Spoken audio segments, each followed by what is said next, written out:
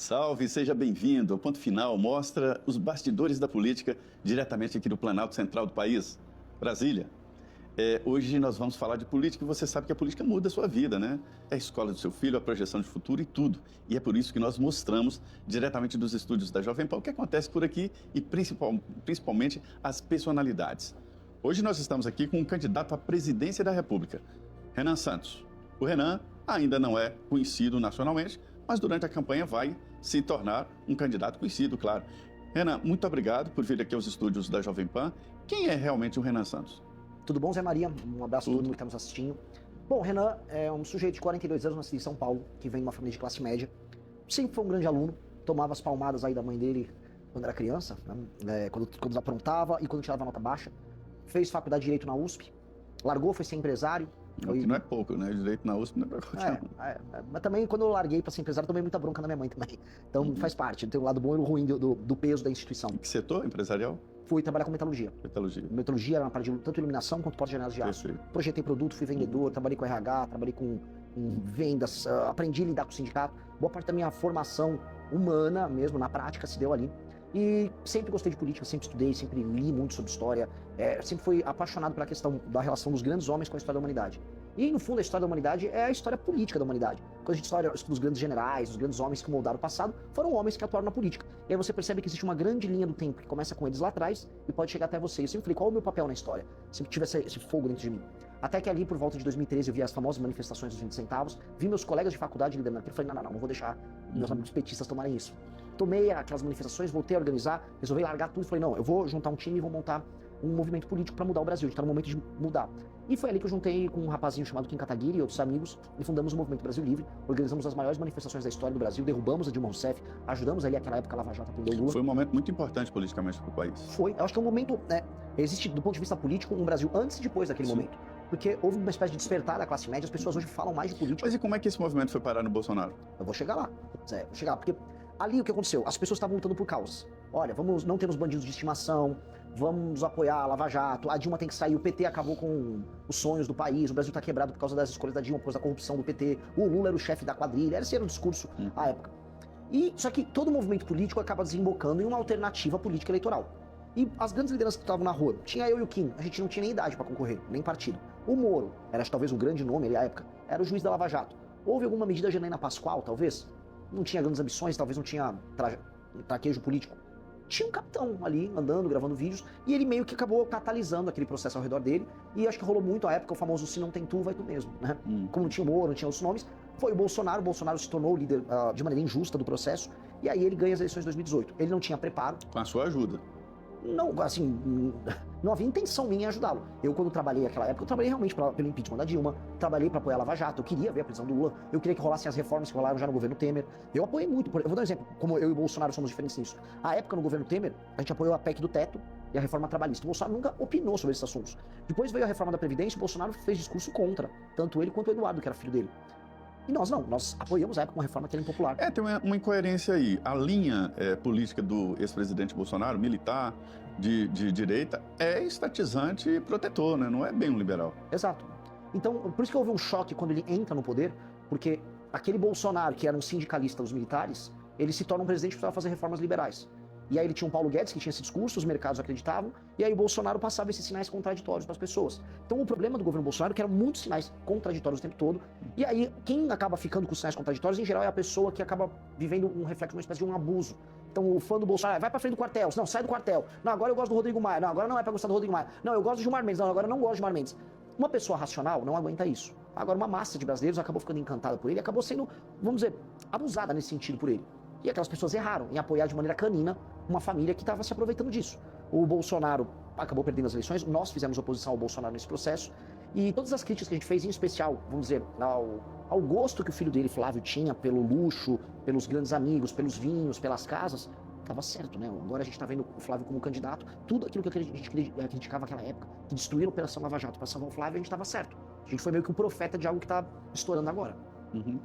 Durante todo esse processo, a família Bolsonaro continuou em alta, né, hypado, e principalmente agora com Flávio Bolsonaro, que ele nunca foi um político, um líder nacional, polarizou, já está polarizado com Lula, né? Qual é o alvo da sua estratégia de campanha? Meu alvo é o eleitor. Eu entendi uma coisa. As pessoas quando falam assim, tem uma polarização Lula com Bolsonaro. Igual Vai bater em quem? eu vou bater em todos, quando eu ver que todos estão errados. Que é basicamente, se a pessoa abrir o meu Instagram, Renan Santos MBL, vai ver porrada no Lula, vai ver porrada no Flávio, mas acima de tudo vai ver porrada ao sistema político e propostas para solucionar esses problemas. Eu tô aí ao longo da pré-campanha tacando proposta na cabeça de todo mundo, trazendo ideias para solucionar, por exemplo, os superpoderes do Centrão, a relação STF, Congresso e Presidência da República, como a gente reformar o sistema educacional nosso, como lidar com a questão das terras raras, mas ao mesmo tempo, se o Lula está envolvido no Banco Master e todo mundo leva a crer que o Partido dos Trabalhadores está envolvido até o pescoço lá, eu vou falar. Mesma coisa do Bolsonaro. Se eu dizer quem não está aqui, viu? Porque pelo jeito, só eu que não... Zé Maria está aqui em Brasília, tem que tomar cuidado. Já o Zé Maria aparece numa festa em Trancoso. Não, vem convidado para essa festa. Graças a Deus, eu tenho certeza que não. Você é decente, mas muita gente foi convocada, Zé. Assim, me assusta quando começou a aparecer o escândalo do Master, vamos dizer, a natureza das autoridades que estavam ali no... Ele tentou, vamos ser ele tentou comprar todo mundo e uma parte bem grande das autoridades topou. Eu acho que foi por isso que ele quebrou, porque esse pessoal aqui é caro, ele comprou demais. Né? É verdade. E eu estou vendo que a sua campanha está indo, né? Está performando e rapidamente, de quem não era conhecido nacionalmente. E como é que o senhor vai fazer? Usar muito as mídias, as plataformas sociais? Zé, nosso partido tem 6 meses de idade. 6 meses, é um bebê. Nós não... E não é fácil criar um partido, né? É difícil, o Bolsonaro tentou e não conseguiu, muitas lideranças tentam e não conseguem. Houve agora o Partido do Autista que não conseguiu, enfim, né? Tentou, o Partido do Corinthians que tentou também não conseguiu. Nós conseguimos, e isso nos coloca no jogo, mas é um jogo muito pesado. Eu vou dar um exemplo assim, até para o espectador entender. O Brasil é um país de dimensões continentais. Para eu rodar, para fazer uma pré-campanha, eu preciso de dinheiro, para avião, não só para mim, para uma equipe. Quando eu chego nos lugares, precisa de hotel, tem alimentação, você tem equipe de filmagem, lugares perigosos, eu arrumo briga com o crime organizado, preciso de segurança, tudo isso custa muito. Então todas as doações que chegam acabam sendo direcionadas para a gente tocar esse projeto de expandir o partido e apresentar minhas ideias ao redor do Brasil. Só que como o Brasil é tão grande, tão grande, tão grande, fazer isso de carro eu não consigo cobrir o Brasil todo. E meus concorrentes... Nenhum estado como Minas Gerais. Nada. Minas, se eu tentasse fazer, seria impossível. E é um dos 27. Imagina o Mato Grosso, que é gigantesco. Imagina o Amazonas, Pará. Então, eu agora entendo os que usam jatinho. Eles com o jatinho, por isso que as campanhas custam milhões. Um voo de jatinho é uma fortuna. Eles vão rodando de um lugar para o outro e eu falo, pô, mas essa viagem aqui que esse pré-candidato está fazendo, 2 semanas de viagem, todos esses voos de jatinho, isso custou milhões. E a gente não vê a declaração, né, na campanha, nas contas de campanha. Aí é de um amigo, emprestaram. Mas é isso que acontece. São campanhas caríssimas. Se as campanhas estão custando tão caro, alguém, e não está declarado em geral, alguém está pagando. E esse alguém costuma se favorecer depois no final. Vamos lembrar não nada de graça. Nada, vamos lembrar. Bom, especialmente financiamento de filmes, né? Pra gente falar de um caso de Caim. Né? Porque eu tô falando de filmes no plural, porque nosso amigo Vorcaro financiou aparentemente 3 filmes, né? De 3 lideranças políticas diferentes. Né, para não ficar só no Dark Horse ali dos Bolsonaro. Fala isso, eu tô vendo que o senhor estava consertando aqui a meia. O senhor tem algum preconceito com o sapato sem meia? Tem. Zé, vou te contar uma coisa que eu aprendi em Brasília, tá? Eu comecei a reparar, especialmente a partir de 2019, 2020, que surgiu uma moda dos políticos andarem com, especialmente o terno azul, aquele azul royal, azul mais claro, meio curto, e aí com, por exemplo... Eu tô usando meia. Não, mas você é honesto, né? Eles usam mocassim sem meia. Aí eu comecei a reparar, tinha um padrão. Quase todo político que usava mocassim sem meia estava envolvido em escândalo de corrupção. Eu juro, eu passei lá no MBL e vai ter uma regra para que eu vou fazer... Proibir o sapato. Eu vou proibir. Se eu ver um político com um sapato sem meia, eu vou suspeitar que ele está envolvido em escândalo de corrupção e já vou mandar ele na hora pro Conselho de Ética. Porque é batata. Vi o político com mocassim sem meia, falei... Veio um escândalo aí. É impressionante. Jatinho também, né? Jatinho também, mas em geral ele sobe no jatinho como assim sem meia. Ele entra lá. É impressionante. Zé, é impressionante. É um dos melhores testes que possa ter. Melhores testes. Pois é, mas o preconceito da meia é muito bom. Mas posso te falar, eu vou até mostrando aqui pra câmera, ó. Eu faço questão, ó. Venho com a meia aqui, ó, no talo, lá no alto, justamente pra mostrar que eu sou incorruptível. Tá certo. E aí, nessa pré-campanha, o senhor tem andado, né, pelo país. Qual é a reação das pessoas ao seu discurso? Surpreendente. Porque eu como eu disse, assim, não apenas eu não estou, né, alinhado ao lulismo nem ao bolsonarismo, eu enfrento muito o centrão. Então a minha ideia é enfrentar os problemas nacionais onde o problema está acontecendo, mesmo que isso desagrade o eleitor. Então eu fui para o Ceará, eu rodando pelo inteiro do Ceará, eu comecei a tratar de pacto federativo e gestão dos municípios. Eu vou falar da gestão dos municípios, que estava mal feita em boa parte dos municípios, e explicando, olha, ainda o dinheiro nem veio daqui. O dinheiro pelo pacto federativo, que está sustentando essa gestão mal feita, veio lá de São Paulo, veio do Rio, veio de Minas, veio do Paraná. Vocês são um município deficitário num estado deficitário. E a classe política aqui precisa ser substituída, porque os serviços sociais, o saneamento básico, a educação não está sendo entregue para as pessoas, mesmo com o dinheiro chegando, porque o dinheiro chega, Zé. O fundo de participação dos municípios chega na conta dos municípios. Muitos municípios dependem do FPM. A maioria. Município pequeno, mais de 98%. O que eu acho um erro, viu? Eu acho que todo município deveria existir, então deixar de existir um extra, uma obra, tudo bem, mas depender fundamentalmente de fundo... Eu sou bem claro, um critério para administração dos municípios, no projeto nosso chama Lei de Responsabilidade Gerencial, é o município se tornar independente do ponto de vista financeiro. E outras vamos ter que fundir municípios. Não dá para ter um monte de município insolvente. Câmara de Vereadores, Isso. Municípios, Secretaria disso. Exato, que é um critério que é assustador. Municípios em que 10% menos de 10% da arrecadação total venha do próprio município, eles são totalmente insustentáveis. Sabe por quê? Porque esses 10% não conseguem pagar nem a folha de pagamento do município. Ou seja, se o município não é capaz de arrecadar o dinheiro para pagar os próprios funcionários, ele está só tirando o dinheiro das pessoas. Pra nada, inutilmente. Então é meio que desesperadora a situação dos municípios brasileiros. Houve ali logo depois da Constituinte de 88 um boom, criaram vários municípios. Mais de 1000 municípios. Municípios de 800 mil habitantes e tal. Aí depois houve uma decisão do Supremo que travou. Hoje é impossível criar um município. Recentemente nos Estados Unidos eu vi lá a facilidade de criar um município. É fazer um plebiscito. E pronto, criou seu município. Mas é o seguinte, você criou o município, então tá bom. Escola, posto de saúde, estrada, tudo com por vocês. sua conta. Exato. Vira um condomínio, né? Exato. E também nasce daí aquela diferença de ninguém quebrar nada, porque está quebrando algo seu. É como se fosse um condomínio. Exatamente. É que aqui, o que acontece? Os municípios, eles não se preocupam em ter arrecadação, em ter atividade econômica, e ficam com o pires na mão, recebendo emenda de deputado e cobrando que aumente o FPM. Aí, mesmo com esse dinheiro chegando, eles não cumprem metas de desempenho nenhuma. Educação, saúde, segurança, nada. E ficam só com o pires na mão, ajudando a classe política do Estado a se retroalimentar. Este é o maior problema do Brasil, Zé. Porque este é o problema que gera o famoso Centrão. O Centrão é basicamente um grupo de políticos, especialmente deputados, que mandam suas emendas para esses prefeitos espalhados por esses municípios ao redor do Brasil. E esses prefeitos não têm nenhum compromisso em melhorar a vida das pessoas. Eles geram os votos para os caras do Centrão, desviam um pedaço de emenda, usa o caixa 2 da emenda para comprar voto aqui e ali, reelege o político deputado, esse deputado fica lá em Brasília com uma faca no pescoço do presidente, não importa qual, e o ciclo roda. A vida não melhora, só que quem está pagando essa conta? Um outro Brasil que está trabalhando e produzindo. Então tem um Brasil que trabalha e produz e paga a conta dessa improdutividade, e tem um Brasil improdutivo. O que nós precisamos fazer? Botar o Brasil improdutivo para trabalhar. Não dá mais para viver com o Brasil improdutivo mandando. Eu vou até te fazer quase uma provocação, como se eu fosse um entrevistador, mas você conhece Brasília. Quem manda no Brasil são representantes do Amapá, Maranhão, Piauí, Rondônia, Roraima. Ou seja, os estados menos produtivos do Brasil têm uma representação política maior do que os mais produtivos. É ou não é? Isso foi armado durante o processo constituinte. Sim. Norte e Nordeste se uniram contra o Sul e Sudeste. E aí impuseram primeiro uma barreira. São Paulo teria mais de 100 deputados, mas foi embarreado em 70. Só pode ter 70. E um município pequeno tem, no mínimo, 8 deputados federais e 3 senadores.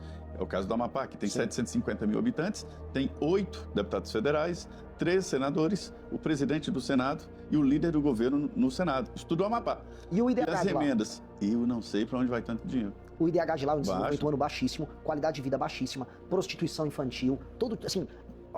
Um homem que administra mal um estado desses vir aqui em Brasília e mandar no resto do Brasil é um erro. É como eu pegar um técnico de um time de futebol que está na Série D e colocar ele para administrar a seleção brasileira.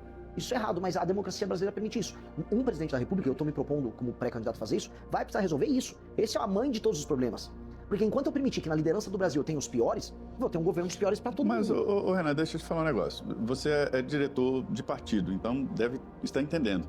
A dificuldade de levar pessoas sérias para a política é muito grande. Ninguém quer. Zé... Você deve ter percebido isso. Lógico, mas assim, a gente tem que... Você chega numa cidade, procura alguém, empresário que está com a vida resolvida. Vem se candidatar a prefeito. Zé, eu concordo, mas ao mesmo tempo eu entendo que os partidos também não são instituições que inspiram as pessoas a fazerem isso. Você tem que ter uma liderança inspiradora num partido que faça as pessoas sonharem em construírem algo maior do que a vida normal e pacata delas. Os líderes partidários no Brasil, quase todos são envolvidos em escândalo de corrupção ou não têm posição política nenhuma. Quando eu vou e rodo o Brasil, modéstia à parte, assim, tô aqui falando na maior humildade.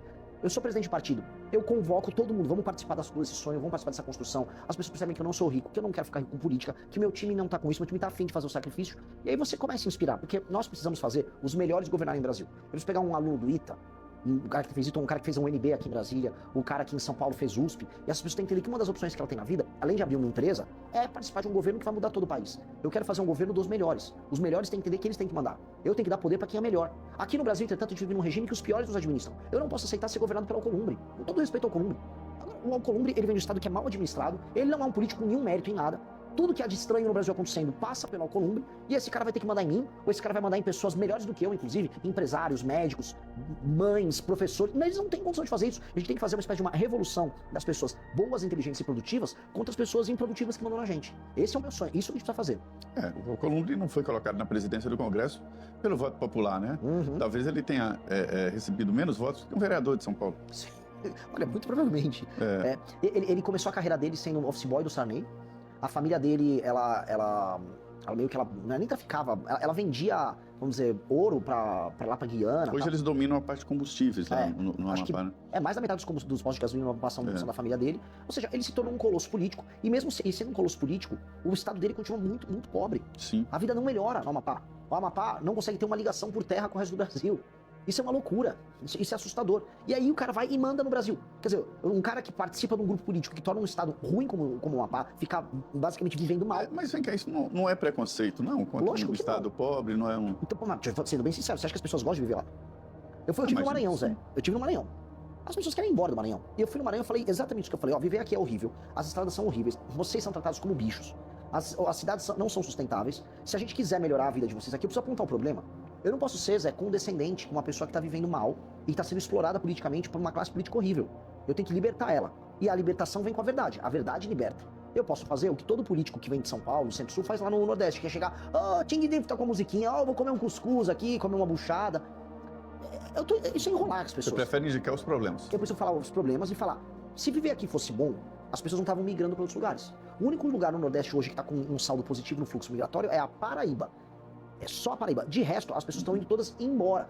Salvador, a população diminuiu. Bahia, a população está indo embora. Maranhão, o pessoal está indo para Goiás. Pará, que não é Nordeste. Mesma coisa. O pessoal do Pará está indo embora. Eu estive nessa semana lá em Recife, para comemoração dos 20 anos do blog do Magno, conversava com um empresário muito bom, Eduardo Monteiro, e ele falando exatamente da administração da Paraíba, né, que não é de agora, né, já vem sendo administrado um estado superavitário. Sim. Talvez o segredo esteja exatamente no controle fiscal, né?